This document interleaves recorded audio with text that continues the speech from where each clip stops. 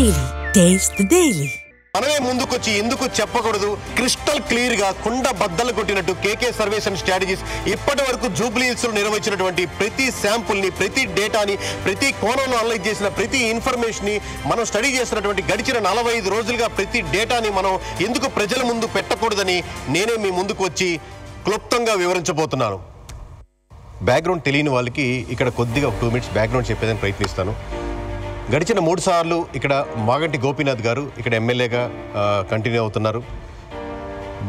Last ఒక 5-6 నెలల క్రితం ఆయన మరణించడంతో ఇక్కడ బై ఎలక్షన్స్ రావడం జరిగింది. అలాగే లాస్ట్ టైము అజారుద్దీన్ గారు కంటెస్ట్ చేశారు కాంగ్రెస్ నుంచి. దానికి ముందర 2 సార్లు నవీన్ యాదవ్ గారు కంటెస్ట్ చేసి ఓడిపోవడం జరిగింది. అలాగే గడిచిన 2 సార్లు బీజేపీ నుంచి మనకు దీపక్ రెడ్డి గారు ఇక్కడ కంటెస్ట్ చేశారు. ఇక్కడ క్యాండిడేట్స్ అనౌన్స్మెంట్ సెంట్రల్ పార్టీస్లో ఉన్న డిలే వాళ్ళకి నెగిటివిటీ అవుతుంటుంది. అలాగే లోకల్ పార్టీకి ఉన్న అడ్వాంటేజ్ ఏంటంటే క్యాండిడేట్ ముందుగా అనౌన్స్ చేయడం వల్ల వాళ్ళు డోర్ టు డోర్ వెళ్ళడానికి, ఎలక్షన్ ఇంజనీరింగ్ ప్లాన్గా చేయడానికి, ఎవరీ బూత్ కవర్ చేయడానికి, స్ట్రాటజికల్గా ప్లాన్ చేసుకోవడానికి మోర్ అడ్వాంటేజ్ ఉంటుంది. సో అలాగే ఇక్కడ ముస్లిం ఓట్ బ్యాంకింగ్ ప్రధానంగా జూబ్లీ హిల్స్ నియోజకవర్గంలో మోర్ దెన్ 1,00,000 ఓట్లు ఉంటాయి కాబట్టి మైనారిటీ ఓట్ బ్యాంక్ ఎటు షిఫ్ట్ చేసుకుంటున్నారు, ఎవరు షిఫ్ట్ చేసుకుంటున్నారు, దానికి ఎటువంటి స్ట్రాటజీస్ ప్లాన్ చేసుకుంటున్నారు, ఎక్కడెక్కడ టార్గెట్ చేస్తున్నారు అనేది ప్రధానంగా ఓట్ బ్యాంకింగ్ షిఫ్ట్ అయ్యేదానికి ప్రధాన భూమిక పోషిస్తుంది. అలాగే ఒక క్యాండిడేట్ రైట్ అయినప్పుడు కూడా ఒక పార్టీ మీద వ్యతిరేకత ఉంటే క్యాండిడేట్ ఎంత మంచి పర్సన్ అయినా, ఎంత రైట్ పర్సన్ అయినా, అది బీఆర్ఎస్ కావచ్చు, కాంగ్రెస్ కావచ్చు, బీజేపీ కావచ్చు, పార్టీ మీద ఉన్న వ్యతిరేకతను కూడా ఆ భారం కంప్లీట్గా క్యాండిడేట్ మీద పడి ఆ క్యాండిడేట్ బలంగా ఉన్నప్పటికీ కూడా దాన్ని పుష్ చేయడానికి చాలా కష్టసాధ్యం అవుతుంది. సో ఇవన్నీ చాలా సమీకరణాలు ఉన్నాయి. మరి ఏ డివిజన్లో ఎలా ఉంది, ఏ బూత్కి ఏ డివిజన్లో ఎక్కువ అడ్వాంటేజ్ పడుతున్నాయి, ఇవన్నీ మనం కూలంకుషంగా డిస్కస్ చేసుకోవాలంటే ఎవ్రీ డివిజన్ అనలిస్ట్ మరి బోరబండ ఎవరికి గుదిబండ కాబోతుంది అనేది మనం క్లియర్గా తెలుసుకుందాం. గడిచిన ఎలక్షన్స్లో బీఆర్ఎస్కి 45.2% వస్తే ఈరోజు ఈ క్షణానికి 63.2% అంటే 18% ఓటింగ్ పర్సంటేజ్ ఆధిక్యత ఖచ్చితంగా క్రిస్టల్ క్లియర్గా మనకి ఇక్కడ కనబడుతుంది బీఆర్ఎస్కి. అలాగే మనకు కాంగ్రెస్కి చూసుకుంటే గడిచిన ఎలక్షన్స్లో 34.5% ఉంటే ఈరోజు ఈ క్షణానికి 31.6% అంటే లాస్ట్ పడ్డ ఎలక్షన్స్ కంటే కూడా ఇంకా 2.9% ఎలక్షన్స్లో ఈ క్షణానికి తగ్గేదానికి ఎక్కువ అవకాశం కనబడుతుంది. ఓవరాల్గా బీజేపీ చూసుకుంటే 15.4% ఉంటే ఇప్పుడు ఈ క్షణానికి 5.2% పడిపోతుంది. ఆల్మోస్ట్ 10% డిఫరెన్స్ మనకు కనబడుతుంది ఇక్కడ. సో ఓవరాల్గా బోరబండ పొజిషన్ మన 3 పార్టీలు పక్కన పెట్టి చూసుకుంటే బీఆర్ఎస్కి 63.2%, కాంగ్రెస్కి 31.6%, అలాగే బీజేపీకి 5.2%. అంటే ఇక్కడ ఖచ్చితంగా 31.6% ఓటింగ్ పర్సంటేజ్ ఆధిక్యత బీఆర్ఎస్కి మనకు క్లియర్గా కనబడుతుంది. బోరబండ గుదిబండ కాంగ్రెస్ వైపు అవుతుంది. బోరబండ జయం అనేది ఖచ్చితంగా బీఆర్ఎస్ వైపు ఉంది. రెహమత్ నగర్ జెండాలు ఎటువైపు రెపరెపలాడుతున్నాయో అనేది ఇప్పుడు మనం చూద్దాం. ఇక్కడ బీఆర్ఎస్ గడిచిన ఎలక్షన్స్లో 44.7% ఉంటే ఇప్పుడు ఈ క్షణానికి 45.6%. అంటే ఆల్మోస్ట్ సేమ్గా ఉంది. లాస్ట్ ఎలక్షన్స్కి ఈ ఎలక్షన్కి పెద్ద డిఫరెన్స్ లేదు. దాదాపుగా 0.19% అంటే దాదాపు 1% మాత్రమే డిఫరెన్స్ చూపించబడుతుంది. అదే కాంగ్రెస్కి వచ్చే పనైతే రెహమత్ నగర్లో 35.5% లాస్ట్ ఎలక్షన్స్లో ఉంటే ఈ ఎలక్షన్స్లో 51.1%. అంటే ఖచ్చితంగా 15.6% లాస్ట్ ఎలక్షన్స్ కంటే కూడా ఎక్కువ ఈసారి ఓటింగ్ పర్సంటేజ్ ఇంక్రీజింగ్ కనపడుతుంది ఇక్కడ కాంగ్రెస్కి. అలాగే బీజేపీకి వచ్చే పనిదే ఇక్కడ లాస్ట్ ఎలక్షన్స్లో 15.3% ఉంటే ఈ ఎలక్షన్స్లో పూర్తిగా 3.3%కి అంటే దాదాపుగా 12% గడిచిన ఎలక్షన్స్ కంటే పడిపోయి కేవలం ఇక్కడ 3.3% వచ్చింది రెహమత్ నగర్లో బీజేపీకి. సో ఓవరాల్గా ఇప్పుడు రెహమత్ నగర్ చూసుకుంటే బీఆర్ఎస్కి 45.6%, అలాగే కాంగ్రెస్కి 51.1%తో ఖచ్చితంగా రెహమత్ నగర్ ½ పైనే నాకు వస్తుందని కాంగ్రెస్ కంటాపదంగా క్లారిటీగా క్రిస్టల్ క్లియర్గా ఇక్కడ చెప్పేదానికి అవకాశం ఉంది. ఓటింగ్ పర్సెంట్లో రెహమత్ నగర్ మోర్ దెన్ ½ వస్తుందని, అలాగే బీజేపీకి ఇక్కడ కేవలం 3.3% వస్తుంది. అంటే ఓవరాల్గా కాంగ్రెస్కి వచ్చే మార్జిన్ బీఆర్ఎస్ కంటే కూడా మోర్ దెన్ 5% ఇక్కడ మనకు ఖచ్చితంగా క్రిస్టల్ క్లియర్గా కనబడుతుంది. సో ఇది రెహమత్ నగర్ పొజిషన్. శ్రీనగర్ కాలనీ సోమాజిగూడ డివిజన్లో శ్రీనగర్ కాలనీ కూడా దీనికి ఎందుకు వస్తుంది? అన్ని డివిజన్లో కల్లా తక్కువ ఓట్ బ్యాంకింగ్ ఉన్నటువంటి ఈ శ్రీనగర్ కాలనీలో ఎలా ఉందంటే 2023లో దాదాపుగా 44.1% ఉన్నటువంటి బీఆర్ఎస్ ఈరోజు 61.9 అంటే దాదాపుగా 62% ఓటింగ్ పర్సంటేజ్ జరిగింది. అంటే దాదాపుగా 17.8% ఓటింగ్ పర్సంటేజ్ మనకు ఇక్కడ ఖచ్చితంగా ఇంక్రీజ్ కనబడుతుంది. అలాగే ఇక్కడ మనం కాంగ్రెస్ చూసుకుంటే 38.2 గడిచిన ఎలక్షన్స్లో ఉంటే ఇప్పుడు శ్రీనగర్ కాలనీలో 33.3 ఇక్కడ కరెంట్ పొజిషన్ కనబడుతుంది. అంటే దాదాపుగా 4.9% అంటే 5% వరకు గడిచిన ఎలక్షన్స్ కంటే కూడా ఓటింగ్ పర్సంటేజ్ ఇక్కడ తగ్గుదల కనబడుతుంది. అలాగే మనకు బీజేపీకి వస్తే ఇక్కడ 14.6% లాస్ట్ టైం 2023లో ఉంటే ఇప్పుడు కరెంట్ పొజిషన్ 4.8%, అంటే దాదాపుగా 10% వరకు కోల్పోతుంది ఓటింగ్ పర్సంటేజ్లో బీజేపీ. సో ఇప్పుడు ఓవరాల్గా శ్రీనగర్ కాలనీ చూసుకుంటే బీఆర్ఎస్కి 61.9%, 33.3% కాంగ్రెస్కి, బీజేపీకి 4.8%, అలాగే ఎంఐఎం కంప్లీట్ కాంగ్రెస్ సపోర్ట్ చేస్తుంది కాబట్టి ఇక్కడ 0 కన్సిడర్ చేయడం జరుగుతుంది. అలాగే అదర్స్ 1 to 2% లోపలే ఉంది కాబట్టి అన్ని డివిజన్ లాగా ఇక్కడ కూడా 0 కన్సిడర్ చేస్తున్నాం. సో అంటే ఓవరాల్గా బీఆర్ఎస్కి 28.6% మార్జిన్ ఓటింగ్ పర్సంటేజ్లో ఓన్లీ శ్రీనగర్ కాలనీ వరకు మనకు ఖచ్చితంగా ఇక్కడ మంచి మార్జిన్ కనబడుతుంది. సో ఓవరాల్గా బీఆర్ఎస్కి ఇక్కడ 28.6% మార్జిన్ ఓటింగ్ పర్సంటేజ్లో చిన్నదైనప్పటికీ కూడా దీంట్లో ఎక్కువ మార్జిన్ మనకు చూపించగలుగుతుంది. ఇది సోమాజిగూడ డివిజన్ పొజిషన్. వెంగళరావు నగర్ మొత్తం నియోజకవర్గంలో ఎక్కువ సెటిల్స్ ఉన్నటువంటి నియోజకవర్గం వెంగళరావు నగర్. సో ఇప్పుడు చూద్దాం, బీఆర్ఎస్కి గడిచిన ఎలక్షన్స్లో 45.4% వస్తే ఇప్పుడు కరెంట్ పొజిషన్ 46.1%, అంటే దాదాపుగా సేమ్గా ఉంది, పెద్ద మార్పు లేదు గడిచిన ఎలక్షన్స్కి ఈ ఎలక్షన్స్కి. అలాగే కాంగ్రెస్ తీసుకుంటే మనం 36.5% లాస్ట్ టైం వస్తే ఈసారి బాగా పెంచుకుంటుంది, దాదాపుగా 48.5% ఓటింగ్ పర్సంటేజ్ వచ్చేదానికి అవకాశం ఉంది. అంటే దాదాపుగా 12% ఇంక్రీజ్ ఉంది గడిచిన ఎలక్షన్స్తో కంపేర్ చేసుకుంటే. ఓవరాల్గా మనం చూసుకుంటే బీఆర్ఎస్కి ఇక్కడ 46.1% ఉంటే కాంగ్రెస్కి 48.5% ఉంది. అలాగే బీజేపీకి ఇక్కడ 5.5% ఉంది. సో ఇక్కడ ఖచ్చితంగా దాదాపుగా 2% ఓట్ బ్యాంకింగ్ మార్జిన్తో అడ్వాంటేజ్తో కాంగ్రెస్ ముందంజలో ఉంది. ఓవరాల్గా వెంగళరావు నగర్ సెటిల్స్ ఎక్కువగా ఉన్నటువంటి డివిజన్ ఇది మొత్తం నియోజకవర్గంలో. సో వెంగళరావు నగర్లో మనకు ఖచ్చితంగా 48.5%తో ఇప్పటికైతే కాంగ్రెస్ అడ్వాంటేజ్లో ముందంజలో ఉందని మనం ఖచ్చితంగా చెప్పుకోవచ్చు. ఇప్పుడు మనం చూద్దాం ఎర్రగడ్డ ఎవరి వైపు ఉందనేది క్రిస్టల్ క్లియర్గా మనం 1 by 1 తెలుసుకుందాం. గడిచిన ఎలక్షన్స్లో బీఆర్ఎస్కి ఇక్కడ 45.8%, అంటే 2023లో 45.8% ఉంటే ఇప్పుడు 61.6%, అంటే 15.8% క్రిస్టల్ క్లియర్గా ఆధిక్యత కనపడుతుంది. గడిచిన ఎలక్షన్స్ కంటే కూడా ఇంకా మెరుగ్గా ఇక్కడ బీఆర్ఎస్ మనకు చూడగలుగుతున్నాం. అలాగే మనకు ఎర్రగడ్డలో కాంగ్రెస్ పరిస్థితికి వస్తే 2023లో 32.4% ఉంటే ఇప్పుడు కరెంట్ పొజిషన్ 31.7%, అంటే చిన్న డిఫరెన్స్తో మాత్రమే ఉంది. 0.7%తో గడిచిన ఎలక్షన్స్ కంటే తగ్గుదల కనపడుతుంది కాంగ్రెస్ పార్టీకి. అలాగే ఇక్కడ మనం బీజేపీకి వస్తే 14.3% 2023లో ఉంటే దాంట్లో సగం భావం పడిపోయింది, ఆల్మోస్ట్ 6.7%, అంటే 7.6% తగ్గుదల కనపడి ఇప్పుడు కేవలం 6.7% మాత్రమే ఉంది. ఓవరాల్గా చూసుకుంటే ఎర్రగడ్డలో కంప్లీట్గా ఇప్పటి పొజిషన్ 61.6% బీఆర్ఎస్ కుంటే 31.7% కాంగ్రెస్ కుంది. అలాగే బీజేపీకి 6.7% ఉంది. ఎంఐఎం కంప్లీట్గా కాంగ్రెస్ సపోర్ట్ చేస్తుంది కాబట్టి అది 0గా చేశాం. అలాగే అదర్స్కి ఇక్కడ చాలా తక్కువ, అంటే 2 నుంచి 1 లోపల వస్తుంది. ఎక్కువ మంది కంటెస్ట్ చేస్తున్నప్పటికీ దాన్ని మనం కన్సిడర్ చేయట్లేదు, తక్కువ శాతం ఉంది కాబట్టి. సో ఓవరాల్గా ఇక్కడ చూసుకుంటే 29.9% బీఆర్ఎస్కి క్రిస్టల్ క్లియర్గా ఇక్కడ మంచి మార్జిన్ కనబడుతుంది. ఈ ఎర్రగడ్డలో ఎవరి వైపు అనేది ఒకవైపే ఉన్నట్టు క్రిస్టల్ క్లియర్గా మనకు 61.6%తో బీఆర్ఎస్ క్రిస్టల్ క్లియర్గా మార్జిన్తో మంచి మార్జిన్తో ముందుకెళ్తుంది. చూద్దాం షేక్పేట్ వైపు.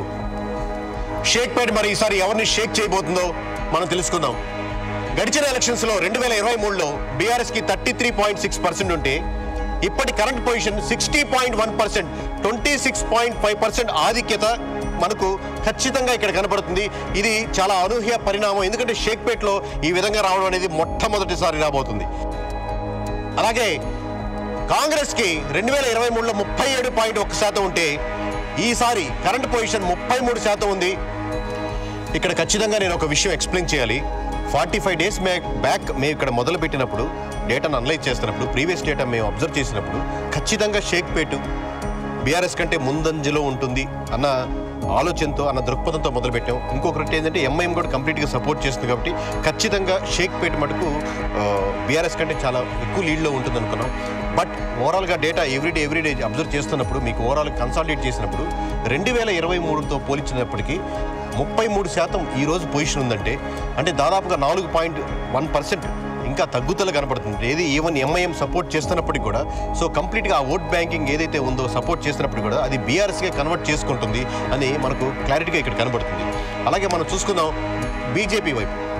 బీజేపీ 2023లో 15.9% ఇక్కడ కనపడుతున్నాయి. కరెంట్ పొజిషన్ 6.9%, అంటే దాదాపుగా పోయినసారి పడ్డ దాంట్లో సగం భాగం ఓట్ బ్యాంకింగ్ ఇక్కడ కోల్పోతుంది. 9% ఓట్ బ్యాంకింగ్ ఇక్కడ కోల్పోయి అది కేవలం ఇప్పుడు 6.9% ఉంది. సో ఓవరాల్గా షేక్పేట్ మనం చూసుకుంటే బీఆర్ఎస్ కంప్లీట్గా ఇక్కడ మెజారిటీ చూపిస్తుంది. 60.1%తో 60.1%తో మెజారిటీ చూపిస్తుంది. అలాగే కాంగ్రెస్ కేవలం ఇక్కడ 33%తో ఆగిపోతుంది. అలాగే బీజేపీ ఇక్కడ 6.9%తో ఉంది. అలాగే ఇక్కడ ఎంఐఎం కంప్లీట్గా కాంగ్రెస్ సపోర్ట్ చేస్తుంది కాబట్టి అది కన్సిడర్ చేయట్లేదు. అలాగే అదర్స్కి ఇక్కడ 1 to 2% మాత్రం లోపలే ఉంటుంది కాబట్టి అది కూడా మనం కన్సిడర్ చేయట్లేదు. సో ఓవరాల్గా చూసుకుంటే ఇది షేక్పేట్ 27.1%తో బీఆర్ఎస్ క్రిస్టల్ క్లియర్ మార్జిన్ కనబడుతుంది. 60.1%తో షేక్పేట్ని షేక్ చేస్తుంది. యూసఫ్గూడలో యూత్ ఎక్కువ ఉంటారు. సో మొత్తం యూసఫ్గూడ ఎటువైపు మలుతుందో మనం చూద్దాం. గడిచిన ఎలక్షన్స్లో 2023లో 46% యూసఫ్గూడలో ఓటింగ్ పర్సెంటేజ్ ఉంటే కేవలం 1% పెంచుకొని ఇప్పుడు దాదాపుగా 47.1% మాత్రమే బీఆర్ఎస్ ఇక్కడ ఓటింగ్ పర్సెంటేజ్ పెంచుకోగలుగుతుంది. అలాగే మనం కాంగ్రెస్ చూసుకోగలిగితే 2023లో 35.7% ఉంటే ఇప్పుడు దాదాపుగా 45.5%, అంటే 9.8%, అంటే ఓవరాల్గా చూసుకుంటే 10% ఎక్కువ లాస్ట్ ఎలక్షన్స్ కంటే ఈసారి యూసఫ్గూడలో మనకు కనపడుతుంది. అంటే యూసఫ్గూడలో కొంచెం కాంగ్రెస్ వైపు ఎక్కువ మలుతున్నారని ఆలోచిస్తున్నారని చూస్తున్నారని మనకు తెలియపరుస్తున్నారు. అలాగే మనకు బీజేపీ చూసుకుంటే 2023లో 14.2%, దాదాపు 15% వరకు ఉన్నది సగం పడిపోయి దాదాపుగా 7% వరకు పడిపోయింది. అంటే కరెంట్ పొజిషన్స్ ఓన్లీ 7.4 దగ్గర ఆగింది బీజేపీకి ఇక్కడ. ఇప్పుడు ఓవరాల్గా యూసఫ్గూడ చూసుకుంటే కరెంట్ పొజిషన్ 47%తో బీఆర్ఎస్ ఉంటే 45.5%తో కాంగ్రెస్ ఉంటే 7.4%తో బీజేపీ ఉంది. ఇక్కడ ఎంఐఎం కాంగ్రెస్ సపోర్ట్ చేస్తుంది కాబట్టి అన్ని డివిజన్ లాగా ఇక్కడ మనం కన్సిడర్ చేయట్లేదు. అలాగే అదర్స్ కూడా 1 or 2% లోపలే ఉంటుంది కాబట్టి యథావిధంగా మనం కన్సిడర్ చేయట్లేదు. కానీ ఓవరాల్ చూసుకుంటే నువ్వా నేనా పోటీగా ఉంది ఇక్కడ. కేవలం ఈ రోజు ఈ క్షణానికి 1.6% బీఆర్ఎస్ మార్జిన్తో ఉన్నప్పటికీ అది 1% అటు ఇటుగా మారచ్చు. సో మొత్తం యూసఫ్గూడ మటుకు ప్రతిరోజు 1% పైకి కిందకి మనకు ఎవ్రీడే డేటా మారుతుంది. యూసఫ్గూడ మటుకు నువ్వా నేనా అన్నట్టుగా ఉంది BRS versus Congress position. So ఇప్పటి వరకు ఇది అండి 7 డివిజన్లు చూసాం. 7 డివిజన్లో గడిచిన ఓట్ బ్యాంకింగ్ ఎలా ఉంది, ఈ రోజు ఈ క్షణానికి ఇప్పటి వరకు ఎలా ఉంది ఓట్ బ్యాంకింగ్ అనేది మీకు క్షుణ్ణంగా ఎక్స్ప్లెయిన్ చేయడం జరిగింది. ఇది ఒక్కరోజు 2 రోజుల్లో చేసింది కాదు. గడిచిన 45 రోజులుగా మేము ఎవ్రీ డివిజన్లో క్రిస్టల్ క్లియర్గా అబ్జర్వ్ చేస్తూ క్షుణ్ణంగా ప్రతి క్యాస్ట్ని, ప్రతి కమ్యూనిటీని, ప్రతి వర్గాన్ని టచ్ చేస్తూ దాన్ని మనం శాంప్లింగ్ విధానంలో చూస్తూ అబ్జర్వ్ చేస్తూ ఉన్న మీ డేటా. ఎందుకు మరి కొన్ని డివిజన్స్లో మీకు చాలా డిఫరెన్స్ కనపడుతుంది అనేది మీకు ఒక డౌట్. రెండవది ఎంఐఎం కంప్లీట్గా కాంగ్రెస్ సపోర్ట్ చేస్తుంది కదా, అంటే కంప్లీట్గా ముస్లిం ఓట్ బ్యాంకింగ్ కంప్లీట్గా టర్న్ అవ్వట్లేదా? ఇలా ఎన్నో డౌట్స్ మీకు చూడగానే మీకు రావచ్చు. లేదా మాగంటి సునీత గారిని చూసి ఓట్లు పడుతున్నాయా కొన్ని డివిజన్లో, లేదా నవీన్ యాదవ్ గారిని చూసి ఓట్లు పడుతున్నాయా కొన్ని డివిజన్లో అనేది ఉంటాయి. ఓవరాల్గా చూస్తే ఒక్కొక్క డివిజన్కి ఒక్కొక్క కథ, ఒక్కొక్క హిస్టరీ ఉంది. ఓవరాల్గా ఎంఐఎం కంప్లీట్గా కాంగ్రెస్ సపోర్ట్ చేస్తున్నప్పటికీ కూడా ఓవరాల్గా ముస్లిమ్స్ అంటే మైనారిటీ వర్గంలో ఇక్కడ ప్రధానంగా 1,00,000 ఓట్లు ఉన్నటువంటి ముస్లిమ్స్ వర్గాల్లో ఎక్కువ శాతం బీఆర్ఎస్కి షిఫ్ట్ అవుతున్నారు. మోర్ దెన్ 50% అనేది మీకు డీటెయిల్స్కి చూపిస్తాం ఎంత పర్సెంట్ అనేది. బట్ ఓవరాల్గా మోర్ దెన్ 50% బీఆర్ఎస్కి షిఫ్ట్ అవుతున్నారు. అంటే ఇంతకుముందు కాంగ్రెస్కో లేదా ఎంఐఎంకో స్ట్రాంగ్గా నిలబడ్డ కమ్యూనిటీస్కు ఒకటి షిఫ్ట్ అవడం ఒకటి కారణం. రెండవది కొన్ని డివిజన్స్లో ఖచ్చితంగా కాంగ్రెస్ ఎందుకు బలంగా కనపడుతుందంటే ఫర్ ఎగ్జాంపుల్ మీకు రెహమత్ నగర్ కానీ యూసఫ్గూడ కానీ స్ట్రాంగ్గా హోల్డ్ చేసుకోగలుగుతుంది. దానికంటే ఇంతకుముందు కంటే ముందుకు వెళ్ళగలుగుతుంది. అక్కడ ఉన్నటువంటి క్యాండిడేట్స్ సపోర్ట్ చేయడం కానీ, కార్పొరేటర్స్ కానీ సపోర్ట్ చేయడము, లేదా క్యాండిడేట్ నవీన్ యాదవ్ గారికి కంప్లీట్గా అక్కడ పట్టు సాధించడము, లేక అక్కడ ఉన్నటువంటి యూత్ నవీన్ యాదవ్ గారికి సపోర్ట్ చేయడము, లేదా కాంగ్రెస్కి అక్కడ మద్దతు పెరగడము, ఇలా ఒక్కొక్క డివిజన్లో ఉంది. అలాగే కొన్ని డివిజన్స్లో కంప్లీట్గా మనకు బీఆర్ఎస్ ముందుండడానికి పలు కారణాలు ఉన్నాయి. ఇందాక చెప్పినట్టు షేక్పేట్ ఫర్ ఎగ్జాంపుల్ తీసుకుంటే ముస్లిమ్స్ ఎక్కువగా షేక్పేట్లో కన్వర్ట్ అవడానికి బీఆర్ఎస్ ముందంజలో ఉండడానికి ఎక్కువ దోహదపడుతుంది. ఈ విధంగా ఒక్కొక్క డివిజన్లో ఒక్కొక్క కారణాలుగా డిఫరెంట్గా ఉంటున్నాయి. అలాగే సెటిలర్స్లో చూసుకుంటే ఇంకా మిక్స్డ్ ఒపీనియన్స్ ఉండడం వల్ల ఇంకొద్దిగా అక్కడ ముందుకి వెనక్కి ఉంది డేటా. సో ఒక్కొక్క డివిజన్కి ఒక్కొక్క కారణాలు ఉన్నాయి. కానీ ఓవరాల్గా చూసుకుంటే అలాగే at the same time Gopinath గారు 3 సార్లు ఇక్కడ కంటిన్యూస్గా గెలవడంతో చాలామందితో పర్సనల్గా ఉన్న ర్యాపో కానీ, ఇంకోటి కంపారిటివ్లీ కాంగ్రెస్ క్యాండిడేట్తో పోలిస్తే 1 మంత్ ముందే ఇక్కడ ప్రచారంలో ముందుకెళ్ళడం, ఇక్కడ కాంగ్రెస్ చేసిన మిస్టేక్ ఏముందో నవీన్ యాదవ్ గారు రైట్ పర్సన్ అప్పటికి కూడా డిలే చేయడం వల్ల చాలా ఓట్ బ్యాంకింగ్ కోల్పోయింది. అలాగే కాంగ్రెస్ ఇవ్వని పథకాలు కోల్పోయినటువంటి ఓట్ బ్యాంకింగ్ కంప్లీట్గా బీఆర్ఎస్కి టర్న్ అవుతుంది. మీకు లాస్ట్ ఎలక్షన్స్ చూసుకుంటే 2023లో ఖచ్చితంగా రేవంత్ రెడ్డి గారు గెలుపా లేదా కాంగ్రెస్ గెలుపా అంటే లేదు, ఖచ్చితంగా అది బీఆర్ఎస్ ఫెయిల్యూర్ అని చెప్పొచ్చు. ఎందుకంటే బీఆర్ఎస్ నుంచి షిఫ్ట్ అయిన ఓట్ బ్యాంకింగ్ మాత్రమే కాంగ్రెస్ విజయానికి దోహదపడింది. అలాగే ఈరోజు జూబ్లీ హిల్స్లో మీరు చూస్తున్న గెలుపోట్ల డిఫరెన్స్లో ఇంత డిఫరెన్స్ ఎందుకు రాబోతుంది, ఇన్ని డివిజన్లు ఎందుకు మార్పు వస్తుంది, ఇది కంప్లీట్గా బీఆర్ఎస్ గెలుపా అంటే ఇది కంప్లీట్గా కాంగ్రెస్ యొక్క ఫెయిల్యూరు లేదా గవర్నమెంట్ యొక్క ఫెయిల్యూర్లో ఓవరాల్గా దాని యొక్క షిఫ్టింగ్ ఓట్ బ్యాంకింగ్ బీఆర్ఎస్కి షిఫ్ట్ అవుతుంది. ఇలా ఒక్కొక్క డివిజన్కి ఒక్కొక్క స్టోరీ ఉంది, ఒక్కొక్క రీజన్స్ ఉన్నాయి, ఒక్కొక్క క్యాస్ట్కి ఒక్కొక్క రిలీజన్కి వెనకాల ఒక్కొక్క స్టోరీ ఉన్నాయి, ఓవరాల్ ఓట్ బ్యాంకింగ్ వెనకాల డిఫరెంట్ స్టోరీ ఉన్నాయి. ఇది ప్రతి డివిజన్కి, ప్రతి వర్గానికి, ప్రతి కులానికి, ప్రతి మతానికి, ప్రతి సెక్షన్కి మారిపోతున్నాయి. సో ఓవరాల్గా చూసుకుంటే ఇప్పుడు మొత్తం మీద జూబ్లీ హిల్స్ నియోజకవర్గం గ్రాఫ్ ఎలా ఉంది, మేము గడిచిన అబ్జర్వ్ చేసిన ప్రతి డేటా అంటే 18వ తారీఖు సెప్టెంబర్ మీకు అబ్జర్వ్ చేస్తుంది, దాని ముందు నుంచి చేస్తున్నప్పుడు కూడా మీకు ఎగ్జాక్ట్ డేటా అనేది ఇప్పుడు సీక్వెన్స్గా మేము ఏ డేటా అబ్జర్వ్ చేస్తున్నాం అనేది మీకు తేటతెల్లంగా మీ ముందు వివరించడానికి నేను ప్రయత్నిస్తాను. సో ఇప్పుడు ఓవరాల్గా గ్రాఫ్ చూద్దాం. మీకు జూబ్లీ హిల్స్ నియోజకవర్గంలో డేటాను కవర్ చేస్తే మీకు అర్థం అవుతుంది క్రిస్టల్ క్లియర్గా. 18వ తారీఖు సెప్టెంబర్ నుంచి ఇప్పటి వరకు డేటా ఎలా ఉంది, కాంగ్రెస్ గ్రాఫ్ ఎలా ఉంది, బీఆర్ఎస్ గ్రాఫ్ ఎలా ఉంది అనేది మీకు స్పష్టంగా తెలుస్తుంది. ఇది ప్రతి ఒక్క పాయింట్ని రోలింగ్ 7 days అంటారు. అంటే ముందు జరిగినటువంటి 7 రోజుల్ని కన్సాలిడేట్ చేసుకొని అప్పటి శాంపుల్ని మనం యావరేజ్ తీసుకుంటాం. లేదు సింపుల్గా అర్థమయ్యే భాషలో చెప్పాలంటే ఏ రోజుకి ఆ రోజు మీకు అర్థమయ్యే భాషలో తీసుకోవచ్చు. ఇలా చూసుకుంటే ఇప్పుడు మీకు చూడండి 23వ తారీఖు సెప్టెంబర్ పైకి లేచింది బీఆర్ఎస్, అలా 55%, 58%, 59% కలిగింది.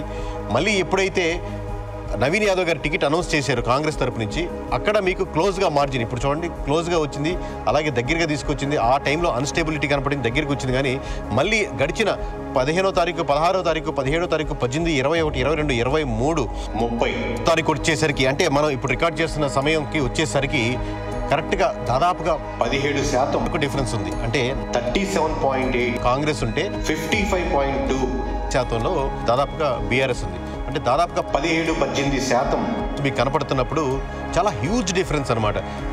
మీకు కంపారిటివ్లీ బీజేపీ మధ్యలో క్యాండిడేట్ అనౌన్స్ చేసినప్పుడు కొద్దిగా పెరిగింది, దాదాపుగా 7%కి వచ్చింది.